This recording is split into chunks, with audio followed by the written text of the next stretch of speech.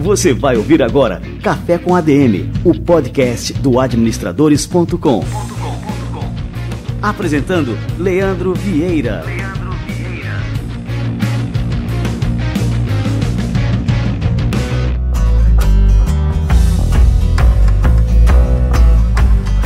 Fala galera, está no ar mais um Café com ADM, a sua dose de cafeína nos negócios, e estamos começando o nosso episódio número 117.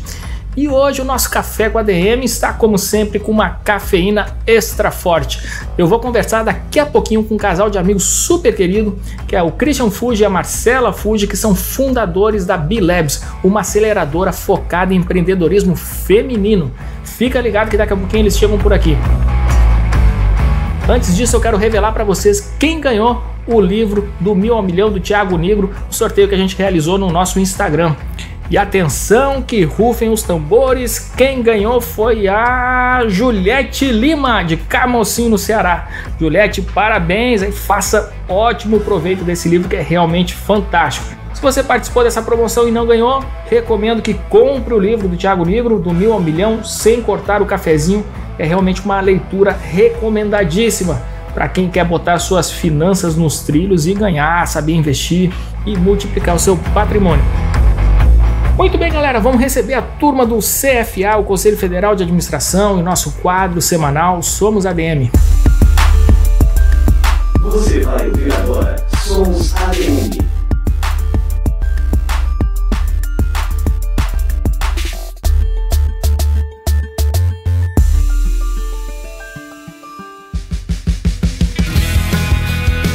O que a gestão pública está passando? Agora mesmo estamos vivenciando aí um grande crime que foi Brumadinho, que não ocorreu agora. As autoridades já estavam cientes, impactos foram gerados, responsabilidades precisam ser imputadas. E aí é onde entra também um profissional da administração, quando entramos na seara da responsabilidade técnica. Quando nos propusemos a ser responsáveis técnicos, a gente está dizendo que aquela instituição, seja ela pública ou privada, ela trabalha corretamente na área social, ela trabalha corretamente na área trabalhista, ela trabalha corretamente na área civil, ela trabalha corretamente na área penal, e eu, como profissional administrador, eu respondo tecnicamente por aquilo que eu assino. Nada mais justo que vimos nos noticiários ontem e anteontem, que já foram presos os responsáveis técnicos que assinavam lá a barragem dizendo que elas não tinham problema algum. E a barragem, até ela romper, ela apresenta vários sinais. No último ano, inclusive, diretor Fábio, a gente teve aqui no CFA uma palestra chamada Cidades Resilientes, com apoio da Embaixada da França, que a gente discutiu exatamente isso. Com certeza. O CFA está muito preocupado com o meio ambiente, com a responsabilidade social. Eu costumo dizer que o profissional da administração, quando ele assume as organizações, ele passa, a partir daquele momento, a ter uma responsabilidade social. Exemplo disso, eu costumo muito usar: se você é um médico e vai para um centro cirúrgico operar uma pessoa e essa pessoa vem a óbito, por exemplo, o nosso presidente da República passou por uma cirurgia antes, se tivesse morrido, morria só ele. O mau gestor, ele gera um impacto em toda a sociedade. Exemplo disso é o que estamos vendo na Venezuela. Um caos social sem tamanho, sem proporção, por falta de gestão. Então a gestão, seja ela em qual âmbito ou seara que atue, é extremamente importante. Falta a sociedade agora reconhecer isso e reconhecer os profissionais que são habilitados a atuarem nisso.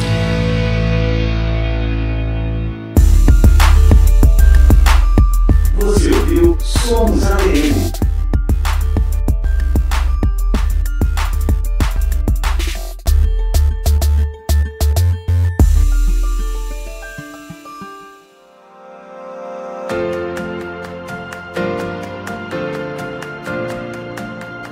Este quadro é fruto de uma parceria exclusiva entre o CFA e o administradores.com. Confira sempre as novidades do CFA entrando em cfa.org.br e também na nossa seção Somos ADM lá no administradores.com. Muito bem, vamos receber os Fuji agora aqui no nosso programa. Marcela Fuji e Christian Fuji, os fundadores da B-Labs. Vamos lá.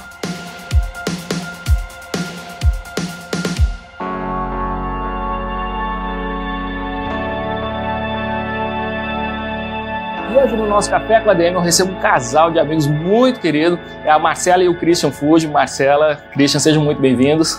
Obrigada. Eles são fundadores de uma aceleradora, a B-Labs, que é focada no empreendedorismo feminino. E a gente vai falar sobre esse e muitos outros assuntos aqui no nosso Café com a ADM de hoje.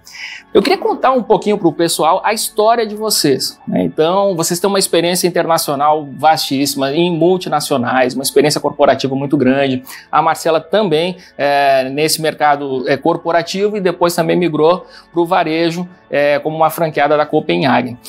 E recentemente vocês fundaram a B-Labs. De onde é que surgiu essa ideia? Queria que vocês contassem, né? E qual que é o propósito da aceleradora? Primeiro, Leandro, é um prazer estar aqui, muito bacana mesmo. Na verdade, a B-Labs, ela nasceu, eu costumo dizer que ela nasceu de alguns ciclos que eu particularmente e o Christian, a gente veio encerrando na vida pessoal e na vida profissional também, né?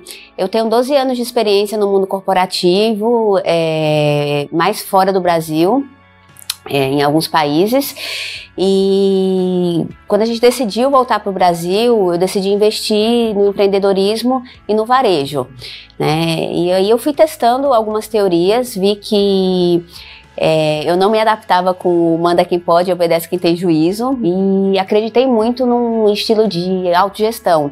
E aí eu insisti nisso e hoje eu tenho um modelo de autogestão numa loja de varejo, numa loja de shopping. Quando eu alcancei isso, quando eu vi que isso é possível numa loja de 20 metros quadrados, e não só isso, né? Na verdade, são vários propósitos e princípios, e encerrando esses ciclos, eu consegui algo tão bacana. Eu falei, por que só aqui, né? Por que a gente não consegue levar esses princípios, esses propósitos para fora da loja, né? Junto com isso, com alguns outros ciclos da vida pessoal, e aí você fica naquela, e agora? E agora, né? Então acho que foram alguns meses pensando o que você pode fazer, o que eu posso fazer para contribuir. É clichêzão, assim. Nem tudo na vida é original, né? Mas o que você pode fazer para... Acho que é aquele momento na vida que você fica pensando, mas... Não sei se é a crise da meia-idade, eu já tô com 40 anos, mas é que muita coisa não é só dinheiro, você quer realmente fazer alguma coisa pelo mundo, né? E aí acho que foi quando o Christian entrou também. Bom, na verdade, voltando um pouco, né, a gente em 2002, né, a gente foi pra Suécia, e eu de família tradicional japonesa, você tem aquela educação mais rígida, né, onde as diferenças entre homem e mulher já é mais acentuada, mas você não percebe, né? Você está dentro do círculo familiar e você simplesmente vive. Aí depois, em 2002, a gente foi para a Suécia. E aí você é inserido num ambiente igualitário, assim, muito forte. E aquilo passa a ser meio que natural, né? Eu trabalhei, assim, 20 anos em empresas suecas, e aí você vê que eles levam muito a sério esse negócio de igualdade, de paridade de gêneros. Tanto que, só um exemplo, a minha última empresa, eles lançavam anúncios contratando pessoas, mas focadas somente em mulheres, quando eles viam um desequilíbrio interno dentro da empresa. Mas aí, você vivendo isso durante 14 anos, 13, 14 anos, fica muito natural, você absorve esse tipo de comportamento, etc. E aí, voltando para o Brasil, ainda continuei trabalhando por mais 6 anos nessa empresa. E aí a gente pensou, eu acho que a gente podia fazer alguma coisa para melhorar essa disparidade aqui no Brasil. A gente podia trazer alguma coisa de fora, usar toda essa experiência no mundo corporativo, nesse ambiente social mais igualitário e fazer alguma coisa no Brasil. E junto com Marcela, com essa vontade de fazer alguma coisa diferente, sair um pouco do varejo e transformar pelo menos o nosso ambiente aqui, e a gente sentou, falou, vamos criar uma aceleradora, porque a gente está ajudando outras empresas de forma mais ampla e com um propósito. A gente sente que a gente tem muita bagagem, muita coisa, vontade de ensinar. E a gente entendeu que uma aceleradora é uma forma de estar não mostrando, faz assim que dá certo, mas é uma forma de apoiar essa jornada, né? E é uma coisa que eu acho que o Christian falando agora, eu nunca falei isso pra ninguém, isso aconteceu há muitos anos atrás, eu não sei se o Christian lembra, muitos anos mesmo. Era muito nova, eu mudei para a Suécia muito jovem, né, com 23 anos. Eu comecei a trabalhar numa empresa multinacional e eu recebia muitos clientes. Na verdade, um dos meus trabalhos foi quando eu me apaixonei por gestão de projetos. Sou formada em Direito e não me identifiquei nada, né? Nem tirei OAB. E quando cheguei na Suécia... Somos colegas também. Tanto do Direito como na administração, né? Você também é administradora, né? Não sou formada em administração. Não é formada em administração? Não, eu sou formada em Direito e na Suécia eu tirei minha certificação em gestão de projetos. Eu me apaixonei por gestão de projetos, eu tive esse primeiro contato lá. Eu nem sabia que existia gestão de projetos, para ser bem sincera, quando eu me mudei para a Suécia. Eu tive uma experiência no comercial aqui, no ABN AMRO Bank.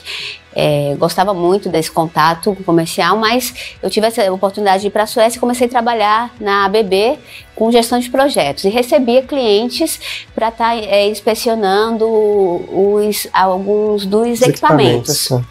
Como o Christian falou, você nasce, é criado aqui no Brasil e você está inserido nessa cultura que você... Sempre você não questiona, por que as coisas são assim. Exatamente. E numa dessas inspeções, o cliente estava lá e ele começou um comportamento que para mim sempre foi normal. E um dos meus chefes, um sueco na época, percebeu algo que não estava, para ele, não estava muito nos estándares, que era na verdade o cara dando em cima de mim. E que para mim aquilo... O cara era cliente, eu já era casada, mas pra mim aquilo era algo que... Corriqueiro. E aí, uma das atribuições era que a gente tinha que levar o cara pra jantar. Era uma cordialidade, né? A gente era brasileiro, tinha que...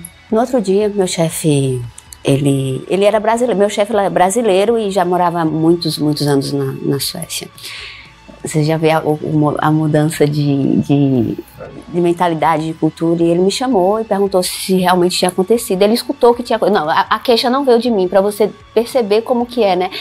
Eu falei, realmente aconteceu. Ele que conseguiu me enxergar a gravidade da situação, do assédio que tinha acontecido.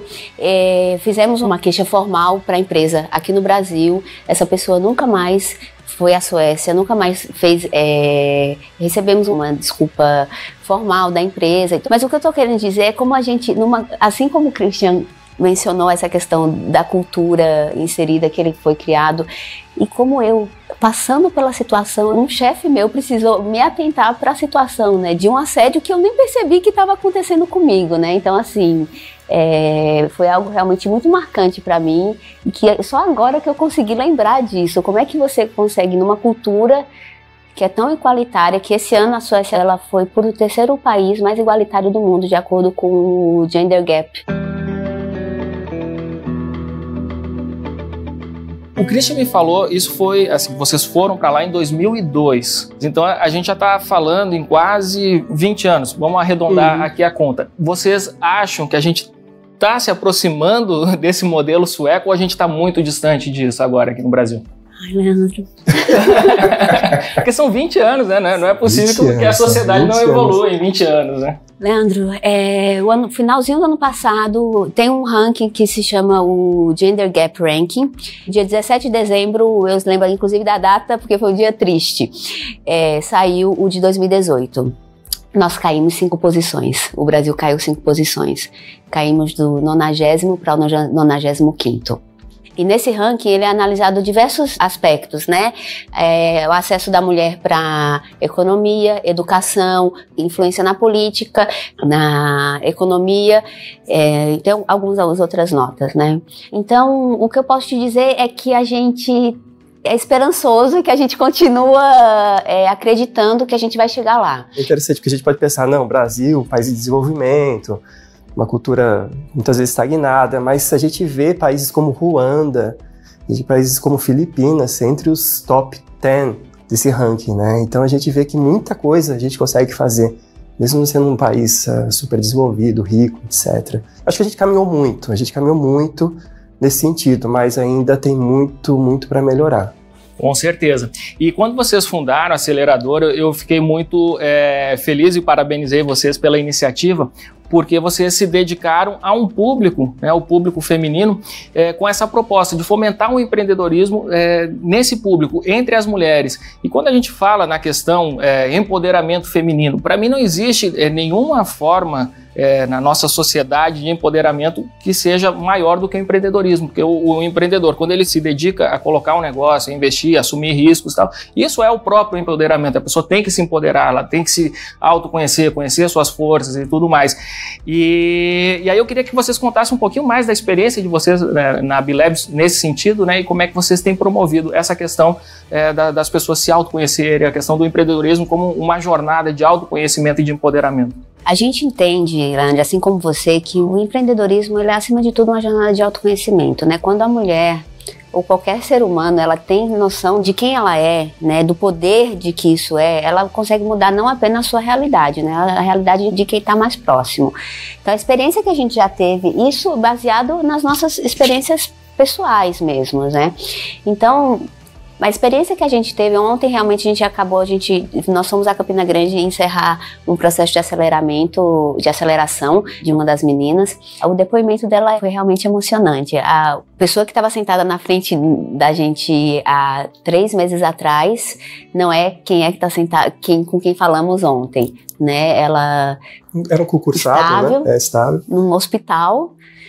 E pediu realmente afastamento para poder se dedicar ao negócio dela, né? Então, assim, você tomar essa decisão para se dedicar ao seu negócio, você tem que estar muito seguro disso, assim, abdicar de um olerite, né? Todos os meses, assim, a gente que é empreendedor, a gente sabe o que é que significa isso, né? Então, realmente, além disso, a segurança de uma independência econômica, ela dá essa habilidade de você tomar decisões da sua vida que podem estar te prejudicando de um possível abuso psicológico ou mesmo físico, né? Então, é isso que a gente tem aprendido. E a gente tem certeza que a gente pode contribuir nesse sentido. A gente recebe, assim, muita ligação, muito contato do Brasil todo, né? E a gente vê ouve histórias, assim, de pessoas, assim, uma menina do Pará que tinha muita dificuldade, tem uma empresa de alimentos, né? Que ela queria, ninguém acreditava nela, que ela precisava daquilo, e ela ia atrás de aceleradores em São Paulo, em todo lugar, e ninguém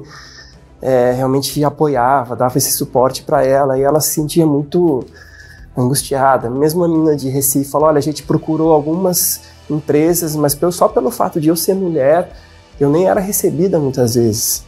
Então isso chama muita atenção nesse ambiente, né? E a gente tenta entender, tenta ajudar da melhor forma quando a gente pode, claro, mas a gente vê por esses fatos, simplesmente, que tem muita mulher que é marginalizada, discriminada, só pelo fato de ser mulher. Isso é isso que eu ia perguntar para vocês, assim, no ambiente corporativo, dentro das empresas, a gente sabe por números, por dados, né, que realmente, assim, a progressão de carreira da mulher é muito mais difícil do que a dos homens, tá? Isso é um fato. Mas na questão do empreendedorismo, eu queria saber de você se realmente, assim, as mulheres enfrentam mais dificuldades nessa questão de negociações e tal, tudo mais, porque, assim, quando a gente fala em empreendedorismo, a gente está falando de uma empresa, né, uma empresa, uma marca, então, assim, existe uma coisa mais impessoal nessa questão quando a gente vai para a negociação B2B, vamos dizer assim.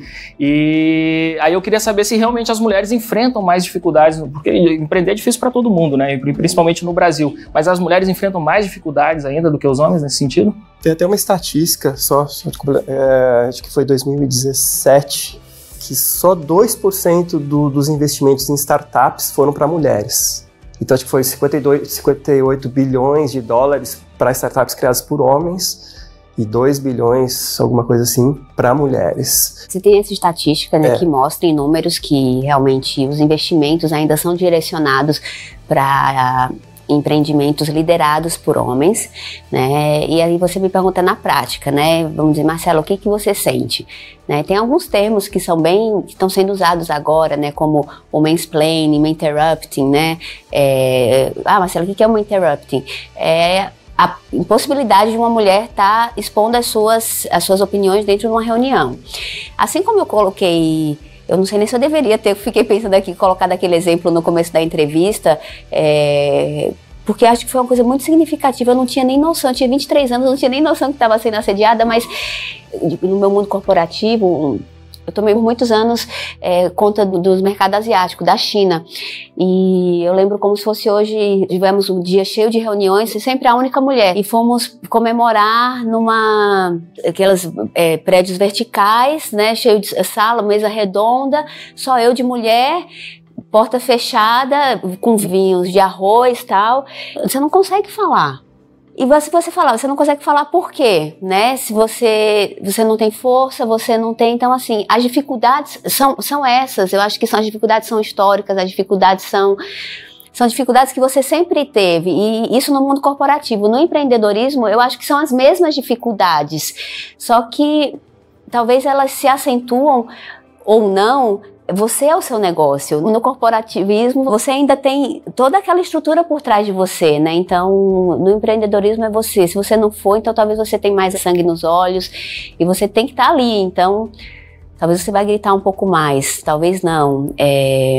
Os preconceitos vão ser os mesmos, porque as pessoas ainda olham você, ainda vão comentar a tua roupa, ainda vão olhar para você, ainda vão elogiar a tua beleza ao invés de elogiar o quão inteligente você é. Então, assim, são remarks, né? Coisas que você passa no dia a dia. Então, os desafios eu acho que são os mesmos, né? A gente só tem que ir lá realmente, e eu acho que quanto mais você levantar isso e deixar isso mais evidente, acho que vai ficando mais fácil para você ir desconstruindo esses preconceitos. Um homem, ele muito certamente, às vezes ele não sabe o que está fazendo uma interrupting. Muitas vezes, apesar de vocês serem acusados, porque foram criadas da forma que foram criadas. Mas precisa imaginar as nossas reuniões, porque são 2 mulheres e um homem. Ele fala, mas isso aqui não é mais são 2 mulheres assim, né?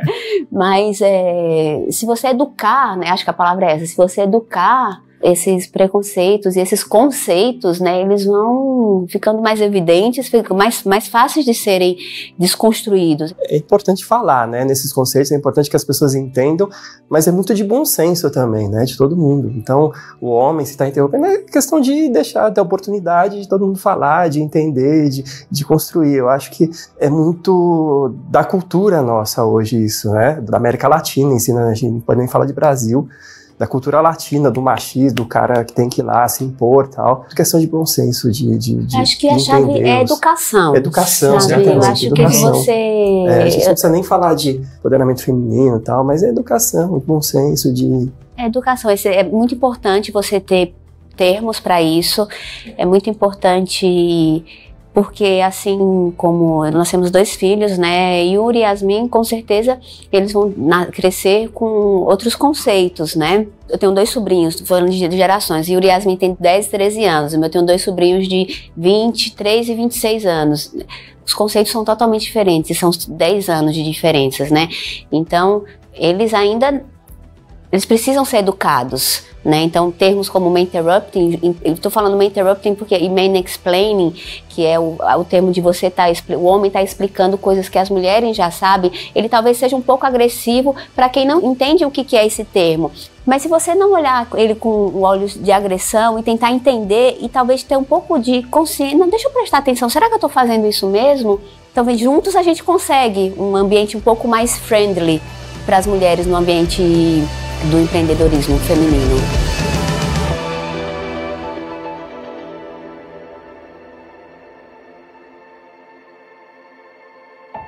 Dá para a gente ter um otimismo com relação a isso quando a gente começa a analisar o crescimento da participação das mulheres. Hoje em dia nós já temos mais empreendedoras no Brasil do que empreendedores, né? Mulheres à frente de um negócio. Como é que vocês analisam agora o perfil desse empreendedorismo feminino? A gente pega aqueles dados do Global Entrepreneurship Monitor, que analisa, né, o grau de empreendedorismo entre as nações, e os dados do Brasil são esses. Nós temos mais mulheres do que homens, só que o empreendedorismo, por necessidade, no universo feminino, ele é maior do que no universo masculino.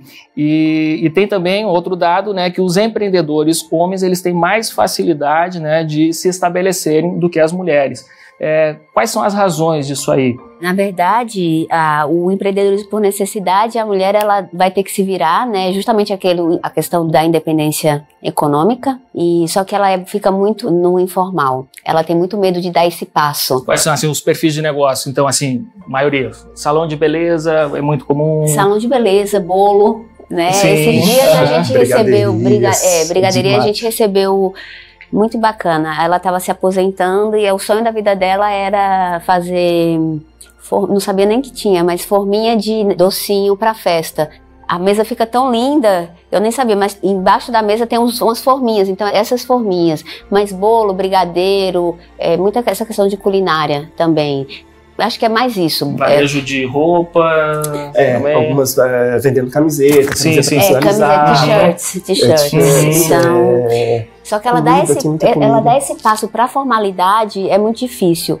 Então, o que a gente enxerga, só que muito por falta de não conhecimento, porque é muito fácil você abrir uma MEI, você não precisa se comprometer, mas esse conhecimento, ele não existe. Assim, ele é muito escondido, a pessoa tem que ir muito atrás para poder descobrir. E apesar do Sebrae fazer um trabalho muito bacana, né? E as dúvidas são muito básicas também, né? E também existe uma cultura da informalidade, né? Essa coisa do senso comum, dizendo, por que você vai formalizar? Você vai começar, vai ter uma carga muito maior e tudo mais. O que não é tão verdade assim, o que não né? é tão verdade. Não é tão facilita muito mais quando você tem um negócio formal do que um negócio informal. Exatamente. Né? Então, a gente trabalha muito nesse lado de você da formalidade, de como você orientar nessa questão do marketing digital e tudo mais. Então, parte jurídica, parte contábil. Então, quer dizer, a maioria das pessoas começa um negócio porque, eu fiz um bolo e meus amigos gostaram, minha família gostou, eu acho que vou abrir um negócio. Eu tô precisando. Quer dizer, você acaba... É super legal empreender, é super legal tentar, provar, mas sem um mínimo de conhecimento, isso aí está fadado muitas vezes a um período muito curto de sobrevida, né? Então, é isso que a gente vê que falta muito, esse mínimo de conhecimento, esse mínimo de educação para a pessoa pelo menos entender, opa, isso aqui eu estou no caminho certo, eu posso mudar, eu posso fazer aquela pivotagem que tanto se fala nas startups. Mas é isso que a gente, pelo menos, tenta colocar no mercado. Assim, dentro dessas estatísticas, por exemplo, a gente vê que muitas mulheres não conseguem os investimentos que precisam por falta de agressividade quando comparado com os homens. Numa rodada de negociação, por exemplo, elas pedem geralmente menos investimento do que um homem.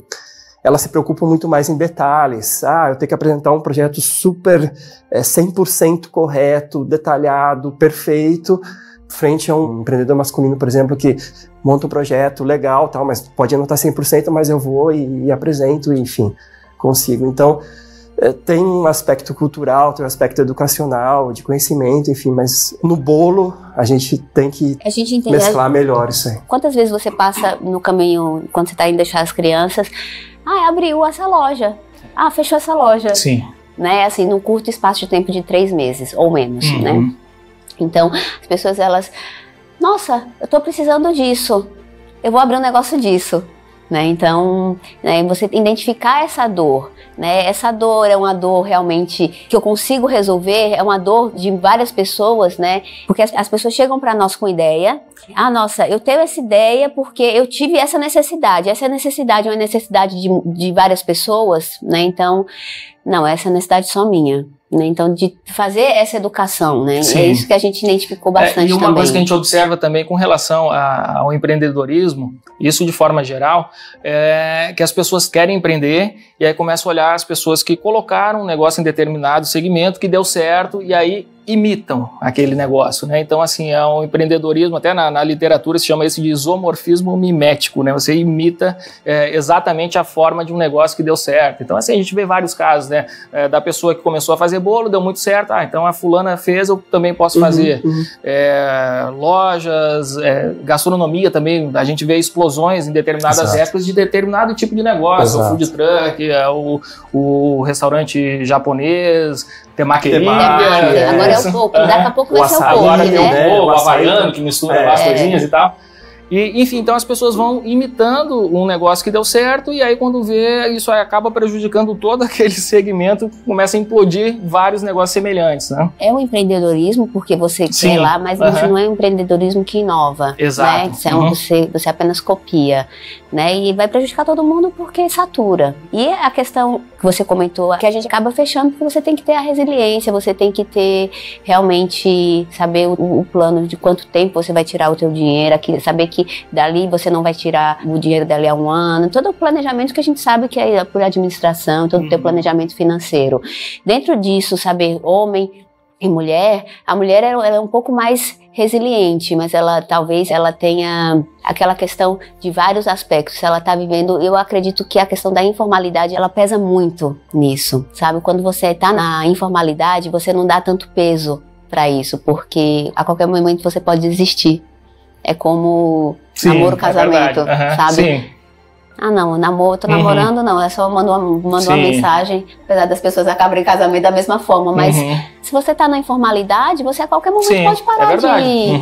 Esse medo de dar o próximo passo, porque enquanto você tá na informalidade, você tá só você, de repente alguém da família ali, muito informal, você desistir é muito fácil, você tem que estar sempre naquele limiar. A partir do momento que você começa a contratar alguém, você você se formaliza, você começa a crescer, aquilo ali dá muito medo.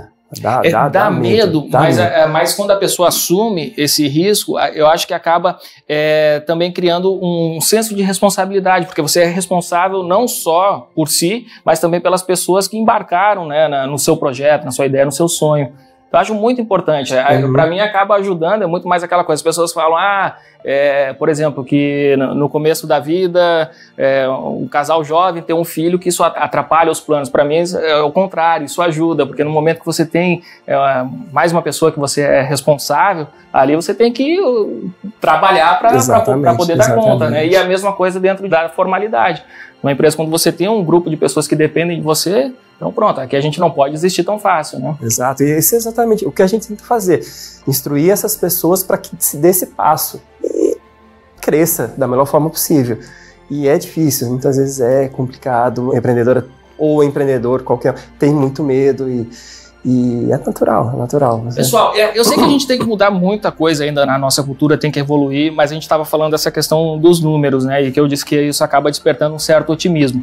Então, por exemplo, no Administradores, até 2010, 2012, a gente tinha um público, a gente tirou o perfil do público, a maioria era de homens, sei lá, 51%, 52%, tinha essa diferença. Agora, recentemente, de uns 2 anos para cá, isso aí se inverteu. Nós temos mais mulheres acessando o Administradores do que homens. Curso de administração, mesma coisa. Nós tínhamos mais homens matriculados, né, e de um tempo para cá nós temos mais mulheres. E aí, isso aí, inevitavelmente, vai se refletir no mercado de trabalho. A gente tem aí a pesquisa do IBGE que mostra que 38% dos quadros gerenciais de liderança são ocupados por mulheres. Na pesquisa anterior, de 4 anos atrás, eram 40%, mas eu acho que tem talvez uma margem de erro aí, esses 2%, essa diferença. Eu acho que inevitavelmente, daqui a uma década, a gente vai estar falando de um ambiente em que, assim, vai ter uma paridade com relação a isso, até pela questão numérica, assim. Então as mulheres vêm realmente tomando conta, tomando cada vez mais espaço, né? Eu não sei, Leandro, porque eu vou te trazer Eu tô falando de um ponto de vista bem otimista, eu sou um cara otimista. Não, eu também sou, eu acredito muito, se eu não acreditasse, a gente não teria trabalhando nisso, mas eu vou colocar, na verdade, eu vou trabalhar aqui como advogado do diabo, certo. E eu vou colocar algo que talvez quem estiver nos assistindo, eu vou indicar um documentário da Netflix que se chama Explicando. O episódio 2, ele tá falando sobre por que as mulheres ganham menos. E ele vai explicar justamente por que desse gap salarial.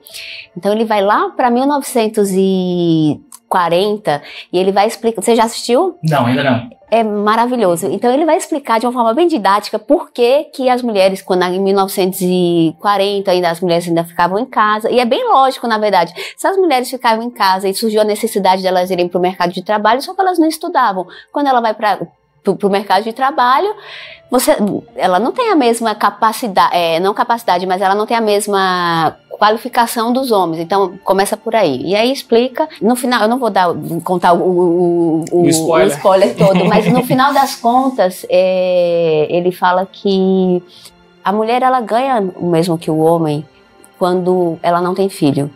A diferença é muito pouca. Só que quando ela tem filho, a disparidade é imensa. Por quê? Não sei na sua família, e na minha família não é assim.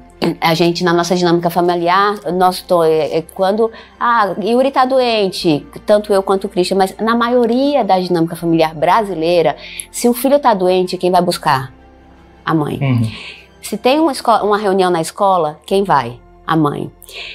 A maioria dos deveres relacionados ao filho, quem faz é a mãe. E a mãe trabalha da mesma forma que o pai.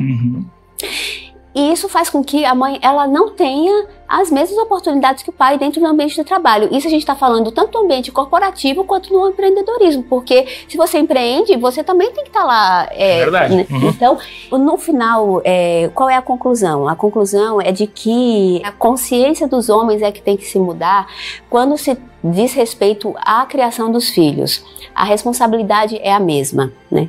Então, de levar para a escola, de levar para o médico, de saber que você tem tanto a responsabilidade de ir numa reunião de uma escola e de tantas outras coisas que eu não vou enumerar aqui. Então, inclusive eles colocam a Finlândia, que recentemente conseguiu aprovar no Congresso uma lei de multar as empresas que não pagarem igualmente as mulheres e homens, né?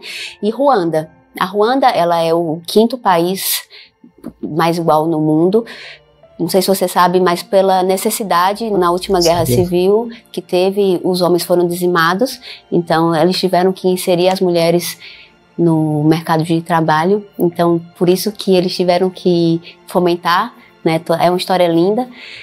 E a Finlândia, porque é maravilhoso. Porque é a Finlândia, né? Então, do ladinho lá da Suécia.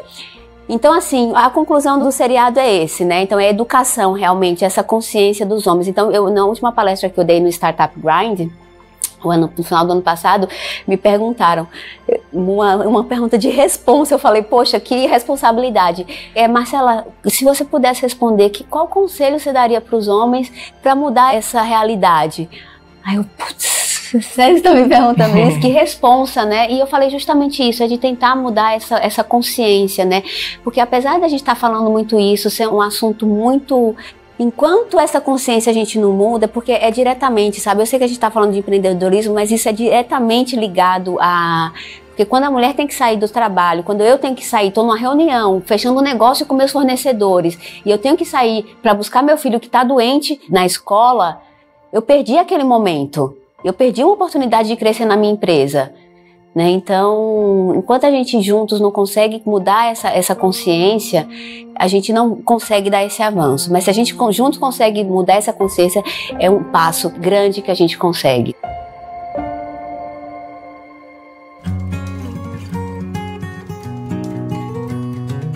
Pô, pessoal, queria agradecer demais aqui a presença de vocês no nosso Café com a ADM, foi um bate-papo fantástico e que a gente vai continuar esse bate-papo nos nossos encontros aí, tomando um vinho, não só um café, e foi muito bom. E quero agradecer também aí você, nosso ouvinte, nosso espectador, porque o programa tem 2 formatos, né? Tem o podcast e tem um programa em vídeo. E agradecer também por você ser membro do Administradores Premium. E espero que você tenha gostado e mande aí o seu feedback pra gente. Valeu, pessoal. Até a próxima.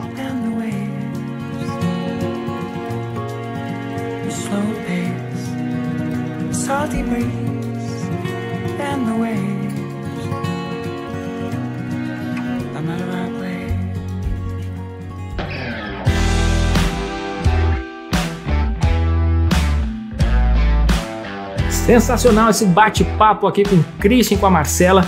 E para você conhecer mais o trabalho que eles desenvolvem à frente da B-Labs, entre aí no site blabs.org, se escreve belabs.org, e acesse também o Instagram deles, que é muito bacana, é o b.labs. Um recado importante para você é que essa entrevista de hoje também foi gravada em vídeo e está disponível com exclusividade para os assinantes do Administradores Premium. Para você conhecer o Administradores Premium, se você ainda não conhece, ou se você já conhece e ainda não tomou a iniciativa de assinar, entre em administradores.com.br/premium, confira lá toda a programação, toda a grade de conteúdos. São mais de 400 aulas disponíveis de forma totalmente ilimitada para quem é assinante e membro dessa comunidade que não para de crescer. administradores.com.br/premium. Como eu já contei por aqui, em 2019 nós vamos ter muitas novidades para você que é ouvinte do Café com a ADM, para você que é usuário do administradores.com. Esse mês de fevereiro é o mês derradeiro aqui dos ajustes finais da nova versão do administradores.com. Você não perde por esperar. Muito bem, galera, este foi o nosso episódio número 117. Na semana que vem a gente volta com mais cafeína aqui para vocês, beleza? Então estamos combinados. Próxima sexta-feira, um novo episódio do Café com ADM, a sua dose de cafeína nos negócios. Até lá!